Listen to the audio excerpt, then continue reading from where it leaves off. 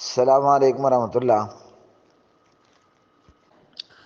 سوال یہ ہے کہ قرآن پاک پڑھ کر کسی مردے کو بلٹی اور ٹی سی ایس کیا جا سکتا ہے؟ جواب ہے کہ نبی پاک علیہ السلام کی یہ سنت اور آپ کا طریقہ نہیں ہے۔ ہندو لوگوں کے ہاں جب کوئی مر جاتا ہے تو پنڈت آ کر وہاں گیتا یا وید کے شلوک پڑھتا ہے، ٹھیک ہے جی۔ عموماً شاید پنڈت آ کر بھگوت گیتا پڑھتا ہے، تو اس سے یہ ہوتا ہے کہ جس کے گھر مردہ ہوا وہ پنڈت کو یا سادھو کو کچھ کھانے پینے کے لیے دے دیتے ہیں، کچھ پیسے بھی دے دیتے ہوں گے۔ تو مسلمان مولویوں نے بھی ہندوستان میں، اور یہ رواج فقط ہندوستان میں ہے، عرب کنٹریز کے اندر ثواب پہنچانے کا ایسا کوئی طریقہ نہیں ہے کہ بندہ مر گیا اور لوگوں کو بلواؤ اور قرآن پاک پڑھوا کر مردے کو ثواب ٹی سی ایس کرو۔ اور ہمارے ہاں یہ جو ابھی آج کل میں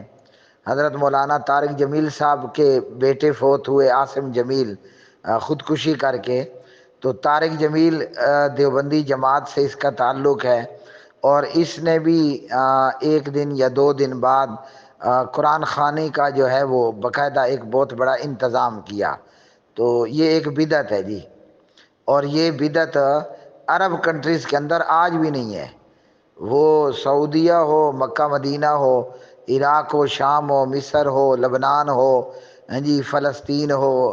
تو ان علاقوں کے اندر آج بھی یہ بدعت کوئی نہیں ہے۔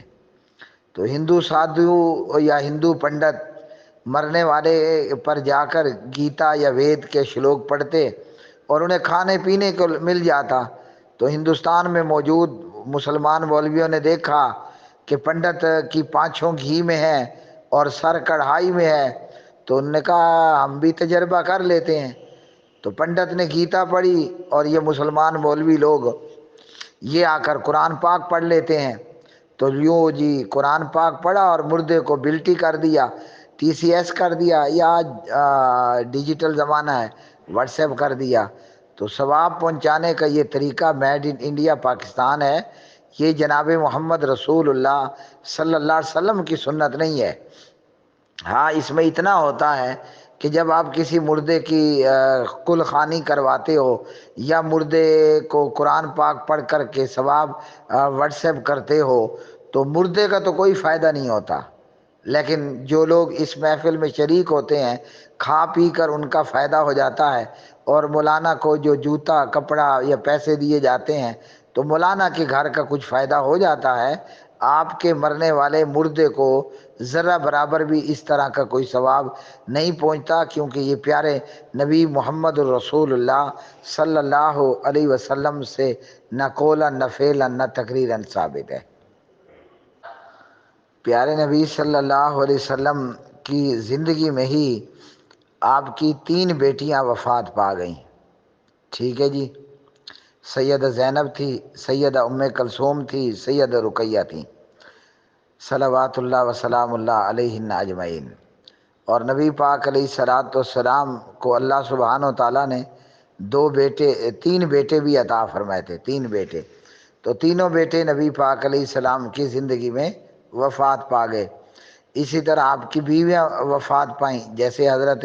ختیجہ رضی اللہ تعالی عنہا، اور آپ کے بہت سارے صحابہ صحابیات آپ کے سامنے فوت ہوئے، مگر حضور نے نہ ختیجہ کو قرآن پڑھ کر ثواب بلٹی کیا اور نہ اپنی بیٹیوں کو تو نہ اپنے بیٹوں کو۔ ہاں قرآن پڑھنے والا جب قرآن پڑھے گا تو اس کا ثواب اس پڑھنے والے کو ہوگا۔ آپ نے جتنا قرآن پڑھنا ہے پڑھیں،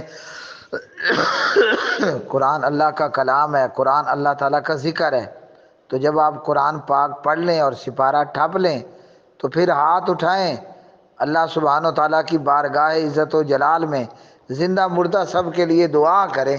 لیکن قرآن پڑھ کر مردے کو ثواب بلٹی کرنا یا مردے کو ثواب ٹی سی ایس کرنا یا مردے کو ثواب واٹس ایپ کرنا، یہ محمد رسول اللہ صلی اللہ علیہ وسلم کی تعلیم و تربیت نہیں ہے۔ مولویوں نے صرف ایک کھانے کا طریقہ بنایا ہے، تو اس طریقے پر تھوڑا مولوی کی چربی چڑھ جاتی ہے، آپ کے مردے کو کوئی فائدہ نہیں ہوتا۔